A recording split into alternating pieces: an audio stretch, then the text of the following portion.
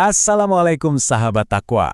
Wah, selamat datang kembali. Senang sekali rasanya kita bisa kumpul lagi di pengkajian tafsir kita. Gak terasa ya, Alhamdulillah kita sekarang sudah sampai di musim kedua dan ini tepat episode ke-30 dalam perjalanan seru kita membedah juz 2. Oh ya, buat yang mungkin baru bergabung, pengkajian tafsir ini selalu berada di bawah pengawasan dan bimbingan guru kita Ustadz Ahmad Alifian, BALCMA.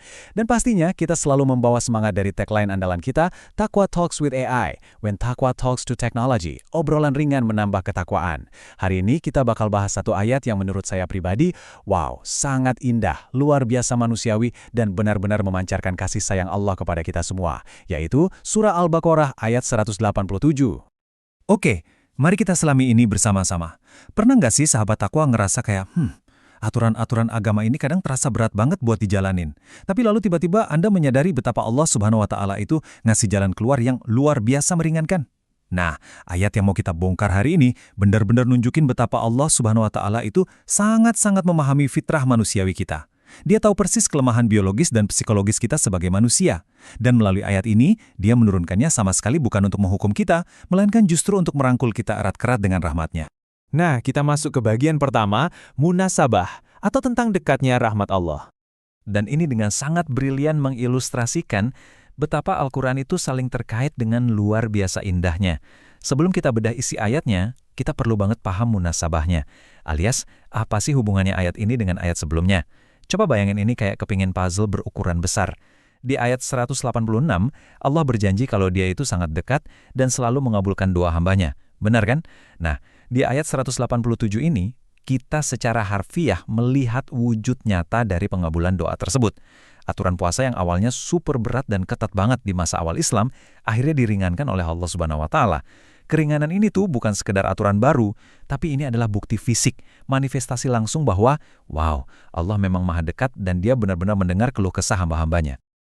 Lanjut ke bagian kedua, kisah inspiratif tentang kejujuran Umar.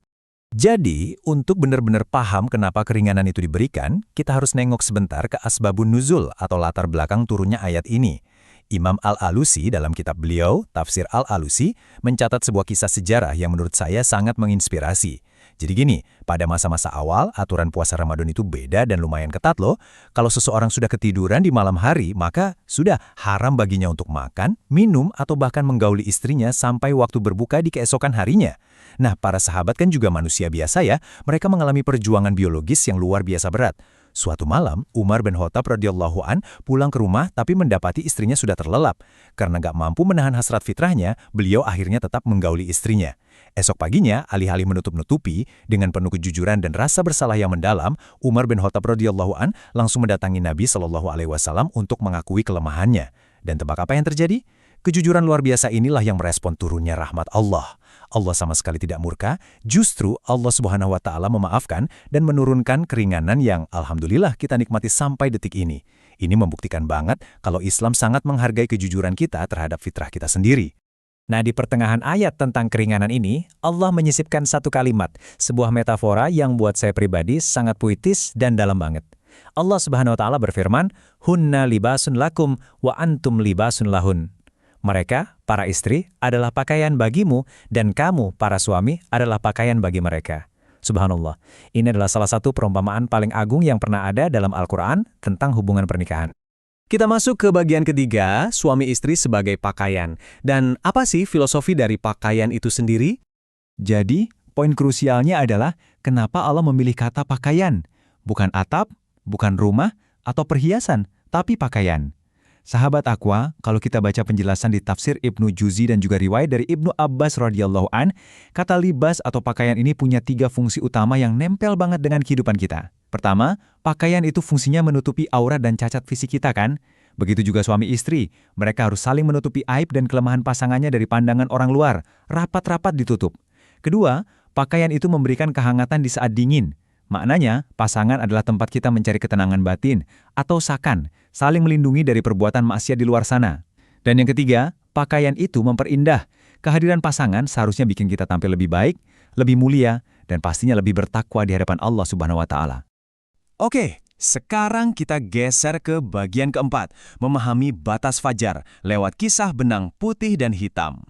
Selanjutnya, Ayat ini beralih ngomongin soal aturan teknis. Kapan sih sebenarnya puasa itu dimulai?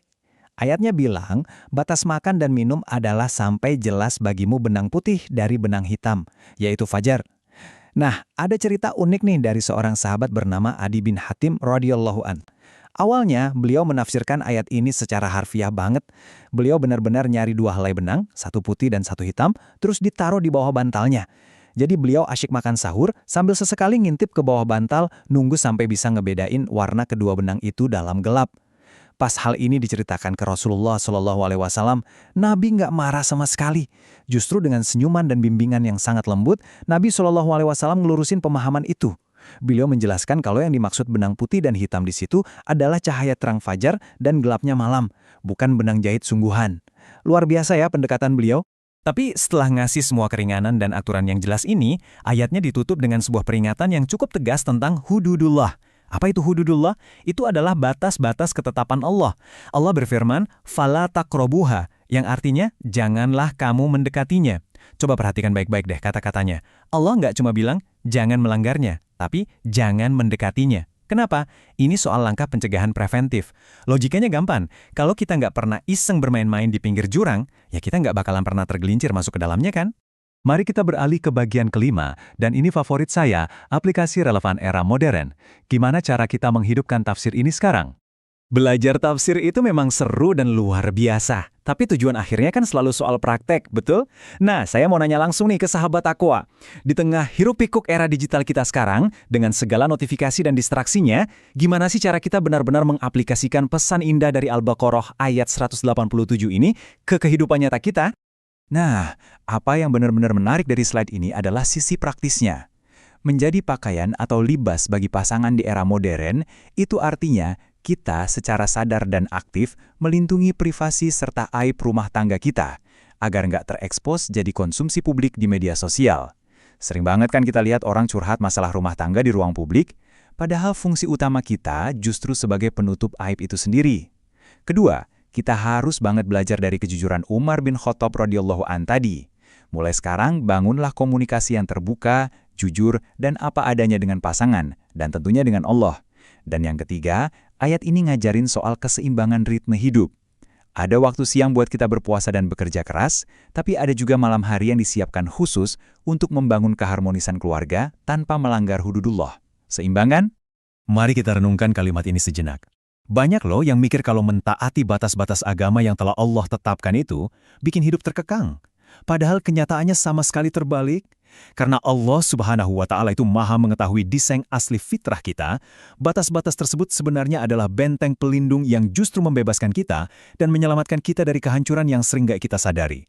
Semua aturannya itu dibangun di atas kasih sayang dan pemahaman yang super mendalam tentang natur kita, murni dirancang buat kebaikan dan perlindungan kita sendiri.